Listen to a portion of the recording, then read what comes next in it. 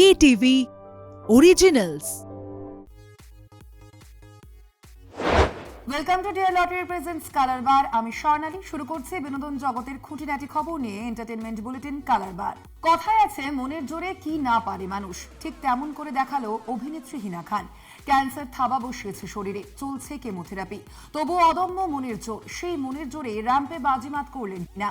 দেখে নেব সেই মুহূর্তের ছবি।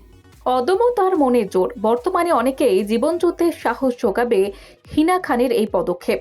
অসুস্থ শরীরেও র্যাম্পে কনের সাজে হেঁটে সবাইকে চমকে দিলেন অভিনেত্রী। সেই ভিডিও ভাইরাল হয়েছে। ভাইরাল হওয়া ভিডিওতে দেখা গিয়েছে বধূবেশে র্যাম্পে হাঁটছেন হিনা।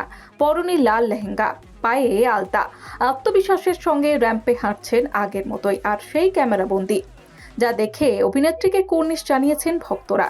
শুধু তাই নয়, হিনা খানের এই অদম্য মনের জোরের প্রশংসাও করেছেন অনেকেই আবার সাহস জোগানোর জন্য হিনাকে ধন্যবাদ জানিয়েছেন।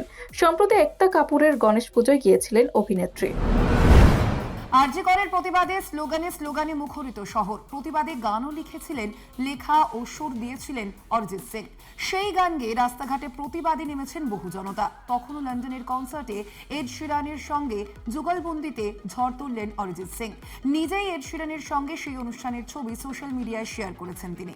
রবিবার যখন শহরের বিভিন্ন প্রান্তে প্রতিবাদে মানুষ পথে নেমেছে, তখনও অনেক জায়গাতে প্রতিবাদের ভাষা হয়েছিল অরিজিতের আর কবে। ঠিক তখনই লন্ডনের কনসার্টে এড শিরানের সঙ্গে যুগলবন্দিতে ঝড় তুলেন অরিজিৎ সিং। সোমবার অরিজিৎ নিজেই এড শিরানের সঙ্গে সেই অনুষ্ঠানের কয়েক টুকরো ছবি সোশ্যাল মিডিয়ায় শেয়ার করেছেন। অরিজিৎ লেখেন, লন্ডন, গতকাল এভাবে পাশে থেকে এত ভালোবাসা দেখানোর জন্য আপনাকে ধন্যবাদ। ভালোবাসা এবং কৃতজ্ঞতা।